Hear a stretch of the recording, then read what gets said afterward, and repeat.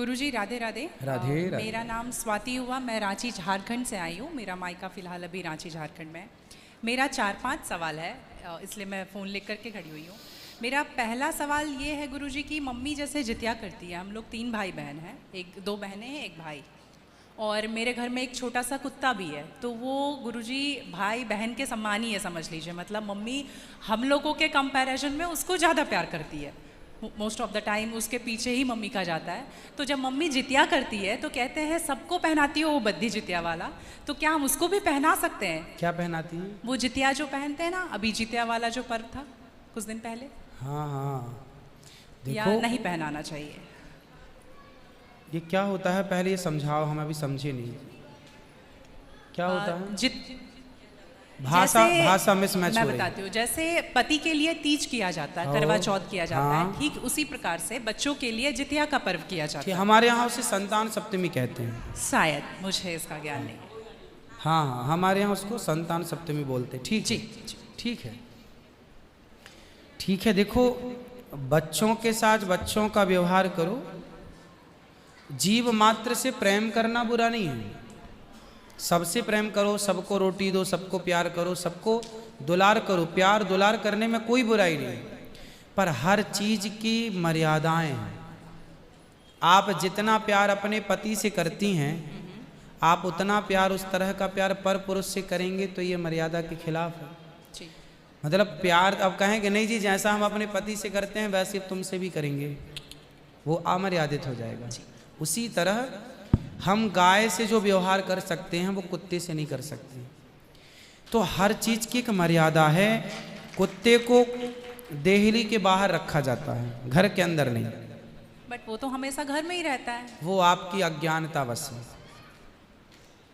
तो कुत्ता जहां जहां अपने पांव रख देता है, कुत्ता जहां जहां होता है, वो अशुद्ध हो जाती है जगह। कुत्ता के स्पर्श से अशुद्धि आती है। इसलिए कुत्ता को रोटी खिलाने का विधान तो है। कुत्ते को आवश्यकता है तो आप उसकी दवाई भी कराइए, है ना। अनायास उसे छूने का विधान नहीं है। तो फिर गुरुजी उसको घर से बाहर कर दें? बाहर क्या, कुत्ते घर के अंदर रहे कब? आज के जमाने में फैशन का जमाना, तो लग्जरी गाड़ियों में घूम रहे हैं कुत्ते। गाय है आपके घर में? नहीं गुरुजी, उसके लिए इसलिए नहीं पॉसिबल है क्योंकि आप फ्लैट में नहीं रख सकते हैं। आप खुद अगर रेंट पे रहते हैं तो समस्या तो यही है कि आज हम कुत्ते को रखने को पॉसिबल मानते हैं, पर गाय को रखना इम्पॉसिबल मानते हैं। गुरुजी दिक्कत तो कुत्ते से भी है बहुत लोगों को। हाँ। लॉजिकली देखा जाए, अगर उसको हम बाहर लेकर के जाते हैं शौच के लिए तो उससे भी दिक्कत है, लेकिन कुत्ते में मैनेज हो जाता है क्योंकि हम बाहर लेके जाते हैं। एक्चुअली कुत्ते में आप लोग मैनेज करना सीख गए हैं। काश गाय के साथ भी मैनेज करना सीख गए होते तो गाय भी मैनेज हो जाती है अभ्यास से। अब कुत्ते के संग रहते रहते अभ्यास हो गया। गाय भी ना, छोटी सी गाय आती है जो हिमालय तरफ की गाय है ना, वो बहुत छोटी सी होती है। वो गाय यदि आप घर में रखेंगे तो वो आपके बिस्तर में सो सकती है, वो आपके संग खा सकती है। मतलब इतनी छोटी सी होती है, 1 लीटर दूध देती है वो, और इतनी प्यारी गाय होती है, इतनी सुंदर होती है। मतलब पूरे भारत देश की सर्वश्रेष्ठ नस्ल है वो, सबसे सुंदर सर्वश्रेष्ठ गाय। वो गाय सिर्फ कम दूध देती है। मतलब अपनी गौशाला में जितने छोटे छोटे बछड़े हैं ना, छोटे छोटे, मतलब सामान्य गैया का जो बछड़ा 1 महीने में होता है ना, उतनी बड़ी तो वो पूरी गाय होती है। मतलब उसे आप गोद में लेके जा सकते हैं। वो बच्चे की माँ बन गई है, लेकिन उस गाय को आप अपनी गोद में ले सकते हैं, वो भी गाय होती है। तो कुत्ते वालों को उस गाय के साथ मैनेज कर लेना चाहिए। अच्छा, मतलब उस हाइट, मतलब उस गाय की हाइट की ग्रोथ नहीं है, वो गाय की हाइट, वो गाय बहुत छोटी सी होती है, इतनी सी होती है कि आप उसे गोद में ले सकते हैं। आप उसे गोद में लेके पूरे घर में घूम सकते हैं। मतलब इतनी छोटी गाय होती है वो। देखो, भगवान को पता था कलयुग में ऐसा होगा, इसलिए ऑप्शन दे रखा है। आप कुत्ते को गोद में लेके घूमते हैं, पर भगवान ने ऑप्शन दे रखा था, हम लोगों का ध्यान उस तरफ गया नहीं। सही बात। गुरुजी, मेरा दूसरा सवाल ये है कि ये सवाल बेसिकली मेरी बहन के घर वालों का है। चिकन नहीं खाना चाहिए क्योंकि उसमें जान होती है, कोई भी जानवर नहीं खाना चाहिए क्योंकि जान होती है। प्लांट में भी तो जान होती है ना गुरुजी? हाँ होती है। तो फिर हम उसको तोड़ते हैं तो उसको नहीं दर्द होता? ऐसा उनके घर वालों का सवाल है, मेरे माध्यम से। नहीं, आप ठीक कह रहे हैं। देखो, किसी आप ना गेहूं को चबा जाइए जी, चने को चबा जाइए, दालों को चबा जाइए, तो वो रोती नहीं है, चीखती नहीं है, उसमें रक्त नहीं होता, हड्डी नहीं होती, मांस नहीं होता, वो चीखती नहीं है, चिल्लाती नहीं है ना। पर आप मुर्गी को मारिए तो वो चीखेगी, चिल्लाएगी, भागेगी, खून है, हड्डी है, मांस है ना। एक्चुअली सिद्धांत है ना। देखो, इतने सारे मर्द हैं, लेकिन इतने सारे मर्दों में एक मर्द ऐसा है जो आपका हाथ पकड़ के रह सकता है, आपका हाथ पकड़ के घूम सकता है, कोई कुछ नहीं बोल सकता, क्योंकि वो आपका पति है ना। समाज ने आपको इजाजत दे दी, आपकी मांग भर गई, मंगलसूत्र आ गया, अब समाज ने स्वीकार कर लिया कि ये मर्द, ये पुरुष अब आपका पति है। अब आपको दूसरे पुरुषों के साथ देखा गया तो आप अच्छे नहीं माने जाएंगे। तो जैसे समाज ने एक पुरुष के संग, एक स्त्री के संग इजाजत दे दी, शास्त्र ने इजाजत दे दी कि आप इसके साथ रह सकते, ये लीगल है, उसी तरह आपको गेहूं, चावल, अंकुरित अनाज चीजें, दाल, चावल, सब्जी, रोटी खाना लीगल, वेद ने आज्ञा दे दी, ये खा सकते हैं। मांस के लिए आज्ञा नहीं दी। पतिव्रता नारी पराये मर्द के संग, पराये पुरुष के संग घूमेगी तो समाज उसे ठीक नहीं कहेगी। उसी तरह हमें शास्त्र आज्ञा करते हैं कि हमारे ठाकुर जी, हमारे राम फल खाते हैं, हमारे राम फल खाते हैं, दाल, चावल, साग, सब्जी, बादाम, काजू ये खाते हैं। तो हमारे राम, हमारे कृष्ण खाए, मतलब वेद ने आज्ञा दे दी कि आप ये खा सकते हैं, ये खाने का पदार्थ है। मांस शेर के लिए है, बिल्ली के लिए है, कुत्ता के लिए है। क्या आप कुत्ता हैं? क्या आप बिल्ली हैं? क्या आप शेर हैं? क्या आप चीता हैं? नहीं। फिर जब हम मनुष्य हैं तो मनुष्यवत व्यवहार करें जी।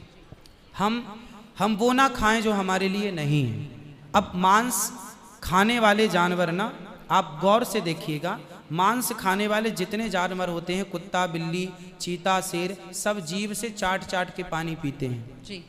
आपने कुत्ते को पानी पीते देखा हो? लेकिन आप कैसे पानी पीते हैं? होंठों से पीते हैं, मुंह से पीते हैं। गाय कैसे पानी पीती है? मुंह से, जैसे हम लोग पीते। कुत्ता चाट के, बिल्ली चाट के। मतलब शाकाहारी जानवर और मांसाहारी जानवर दोनों ईश्वर ने बनाए हैं। गाय को आप मांस परोसिए, नहीं खाएगी। वो बकरी को मांस परोसिए नहीं खाएगी, भैंस को मांस परोसिए नहीं खाएगी। जब जानवर होके अपने धर्म में अड़े हैं, तो हम इंसान क्यों अपना धर्म छोड़ रहे हैं? अब जो मांसाहारी जानवर होते हैं, उनको आप ध्यान से देखना, उनके पाँव में नाखून होते हैं, जबकि शाकाहारी जानवर के खुर पाए जाते हैं। जैसे गाय का खुर होता है, बकरी का खुर होता है, भैंस का खुर होता है, जबकि चीता का, शेर का, कुत्ते का, बिल्ली का। अब आप देखिए कि आपके ईश्वर ने पैर बनाए हैं ना तरीके से, आप मुंह से पानी पी, मतलब आपके लक्षण शाकाहार से मैच कर रहे हैं, है ना। बिल्ली के, कुत्ते के यहाँ कहना है दांत बड़े बड़े होते हैं मांस फाड़ने के लिए, आपके नहीं है। मतलब आप ईश्वर की तरफ से शाकाहार। और अब मैं नहीं कहता, आप मेडिकल साइंस का अध्ययन करके देखिएगा, साइंटिस्ट लोग अब सिद्ध, अभी मैं इंग्लैंड गया था, वहाँ मुझे बताया कि जो अंग्रेज लोग इनके बाप दादी जो मांस खाते चले आए हैं, अब कुछ अंग्रेज लोग इतने जागरूक हो गए हैं कि अब वो मांस नहीं खाते। वो कहते हैं कि अब इसको खाने से बीमारियां बढ़ रही हैं, लोग परेशान हो रहे हैं। पहले के लोग जंगल में कंदमूल फल खाते थे, ये अब खाने लग गए हैं, सुअर खा रहे हैं, कुत्ता खा रहे हैं। अब बहुत सारे लोग शाकाहार की तरह जो जागरूक हैं बढ़ रहे हैं। तो आप और हम तो पहले से जागरूक हैं, तो हम क्यों अपने आप को मांसाहार की तरफ ले जाएं? क्यों किसी की हड्डी चबाएं? बताइए, हमारे यहाँ मुर्दे को छूने से लोग नहाते हैं, कितनी दुर्गंध है। अब देखो, आप गेहूं, आप पालक काटो, गोभी काटो, है ना, मूली काटो, गाजर काटो, दाल पकाओ, कोई दुर्गंध आती है आपकी रसोई में? नहीं। लेकिन आप मुर्गी पकाओ, मुर्गी काटो, बिल्कुल वो बदबू से भर जाएगा। मतलब आपकी नाक भी आपको गवाह देने लग जाएगी, भाई बस कर, है ना। तो शरीर एक्सेप्ट नहीं करता, आप जबरदस्ती खिला रहे। गुरुजी, मेरा तीसरा प्रश्न ये है कि जैसे हम लोग एकादशी करते हैं और किसी दिन अगर हम बाहर रहते हैं और उस दिन एकादशी है, फॉर एग्जांपल हम आउट ऑफ स्टेशन है और उस दिन ख्याल नहीं कि एकादशी है, तो अगर हम बाहर चावल खा लेते हैं या लहसुन प्याज खा लेते हैं तो क्या वो ब्रेक हो जाता है पर्टिकुलर एकादशी उस दिन का, या पूरा कंटिन्यूड रहता है जो 108 हम कर रहे हैं? कंटिन्यू कैसे रहेगा? वो पर्टिकुलर वाला कैंसिल होता है ना जिस दिन हम खा लिए बाहर। हाँ, आपने जो खा लिया वो एकादशी भंग हो गई जी, और पीछे से जो हम कंटिन्यू जो करते आए हैं वो तो जो किया वो मिलेगा, जो आगे करेंगे वो मिलेगा। पर हमें इस बात का ध्यान रखना चाहिए। यदि आपने एक बार खा लिया, एकादशी के दिन कोई ने धोखे से कुछ खा लिया, चावल खा लिया, रोटी खा ली, बिस्किट खा लिया, तो भगवान से क्षमा मांगनी चाहिए, प्रभु अज्ञानवश हुआ, हमें क्षमा कीजिए। और फिर उतने को ही फलाहार मान लेना चाहिए, फिर कुछ नहीं खाना चाहिए। जैसे आज आपने धोखे से चावल खाया, आपने खाया ही एक कौर, तभी याद आया आज तो एकादशी। अब आप बोलेंगे नहीं, हे प्रभु अपराध हुआ, क्षमा, भगवान का नाम जप करो और उसको ही अब मान लो कि अब मेरा पारण हो गया, अब फिर मैं कुछ नहीं खाऊं, तो फिर वो पूरी एकादशी मान ली जाएगी। गुरुजी, मेरा चौथा सवाल ये है कि आप कहते हैं दारू पीना पाप है, चिकन खाना पाप है क्योंकि उसमें जान है। दारू में ऐसी कौन सी चीज़ मिली होती है कि उसको पीने से पाप हो जाता? अगर आप पी के कुछ गलत कर रहे हैं तो फिर गलत है लॉजिकली, तो फिर पाप क्यों? और अगर दारू में नशा चुकी होता है, अगर वो पाप है, तो फिर तो पुड़िया खाना, सिगरेट पीना, सारी चीज़ें पाप में आ जाएंगी। पाप अलग विषय है, अभी मैं समझा देता हूँ आपको। जब हमारा देश गुलाम था जी, तो एक अंग्रेज ने एक पंडित जी की कनपटी पे बंदूक रखी और अंग्रेज ने कहा, ये पंडित जी यहाँ आओ, तुम बड़े पुजारी हो? हाँ पुजारी हैं। हिंदू हो? हाँ। आज मैं तुम्हें गोली मारूंगा। पंडित जी बोले, क्यों मारोगे? बोले, आज 4 चीज़ें तुम्हारे सामने हैं। अंग्रेज ने 4 चीज़ें पंडित जी के सामने रखी। पहले, पराई स्त्री लाके रख दी, तुझे आज इसके संग रहना है। दूसरा, मांस रख दिया, आज तुझे मांस खाना है। और तीसरा, ढेर सारा सोना रख दिया। इतना सोना तो रोज भीख मांगता है ना, ले जा सोना। और चौथी, दारू रख दी, शराब। इन 4 में एक चीज तुझे लेनी पड़ेगी, नहीं लेगा तो गोली मारूंगा। बोल क्या लेता है? पंडित जी बोले, पराई औरत तो मैं नहीं देख सकता, मार दो गोली मुझे, पर मैं पराई स्त्री के, मेरी माँ बहन, मेरे संस्कार ऐसे हैं कि ये मेरी माँ बहन और बेटी है, ये मैं मर जाऊंगा पर चरित्र में दाग नहीं लगने दूंगा, तो ये स्त्री तो मैं नहीं ले सकता। अब मांस भी मेरे धर्म के खिलाफ है, आप गोली मार दो, मैं ब्राह्मण हूँ, मैं मर जाऊंगा पर ये धर्म नहीं छोड़ूंगा। और रहा ये सोना भी नहीं लूंगा, क्योंकि मैं भीख इसलिए बेईमानी करता तो भीख क्यों मांगता? मैं ईमानदारी से भीख मांग के खा सकता हूँ, बेईमानी का करोड़ों नहीं ले सकता, इसलिए सोना भी नहीं लूंगा। हाँ, पंडित जी को लगा ये तो पानी है, दारू शराब, उनको दारू पानी लगा, ये तो पानी है। पंडित जी को बेचारों को पता नहीं था कि दारू का क्या मजा है। अब उनको लगा ये पानी है, पिएंगे निकल जाएगी। पानी समझ के पंडित जी ने बोला कि चलो गोली कनपटी में बंदूक रखा है, चलो पी लेते हैं, अभी निकल जाएगी शाम तक। पंडित जी ने दारू पी, और जब दारू पी ली तो दारू जब पी तो नशा चढ़ा, और जब नशा शराब का जब नशा चढ़ता है तो इंसान नहीं रह जाता। जैसे स्त्रियों को, जिसको ऑपरेशन होता है ना जी, तो रीढ़ की हड्डी में डॉक्टर एक इंजेक्शन लगाते हैं स्पाइनल में, जिससे शून्य हो जाती है। वो अंग क्या हो जाता है? कोई भी ऑपरेशन में डॉक्टर आपको शून्य कर देता है। उसी तरह शराब आपके मस्तिष्क को, आपके सोचने विचारने की क्षमता को शून्य कर देती है, माइंड को शून्य कर देती है। आप ये निर्णय नहीं ले पाते कि क्या सही है और क्या गलत है। अब पंडित जी जब नशे में झूमने लगे तो वो उस स्त्री को छेड़ने लग गए, ए यहाँ जा, नशे में। तो यही तो प्रश्न था मेरा गुरुजी कि वो नशे में ऐसा कर रहे हैं तो गलत है। अगर जो बोलते हैं हम जेंटलमैन पैक पीते हैं, हम 2 पैक पीते हैं या 3 पीते हैं। अच्छा ये बताओ, नशे में करने लगे तो गए, वो नशा आया कहाँ से? शराब जहां पीने से का। आया वही तो गलत है। नहीं, नहीं, तो गुरुजी- सारे फसाद की जड़ तो वही है। गुरुजी जब ज्यादा पी ले रहे हैं तो ऐसा हो रहा है, जो कम पी रहे हैं और ये कह रहे हैं कि कम पीने से ऐसा नहीं होता, आप ज्यादा कुछ हमारे भी यहाँ करोगे तो 5 महापाप गिनाए हैं शास्त्रों ने। जी 5 महापाप, उनमें से एक शराब है। शराब है, हाँ। शराब को महापाप इसलिए कहा गया है, ये बुद्धि भ्रष्ट, शराब पीने वाली की बुद्धि सात्विक नहीं हो सकती। आप शराब पीजिए, आप शराब पीने वाला व्यक्ति आध्यात्मिक नहीं हो सकता। जो ईश्वर से कनेक्टिविटी है, जो हम आध्यात्म जगत की बात करते हैं, देखो आप शराब पीने के शराब लोग क्यों पीते हैं? शराब कौन पीता है? समाज में 2 किस्म के लोग होते हैं। एक वो होते हैं, जैसे मैं सात्विक हूँ, आप सात्विक हैं, आप चाहते हैं कि मैं भजन करूं भगवान का, ज़्यादा हाय हाय नहीं, शांत खुश भगवान के चिंतन में। एक तो इस प्रकार का आदमी है भगवत चिंतन में, वो ज़्यादा खाता भी नहीं। एक आदमी कैसा है जो विषय भोगी है। शराब शरीर को गर्म करती है, जी शराब शरीर को गर्मी पहुंचाती है।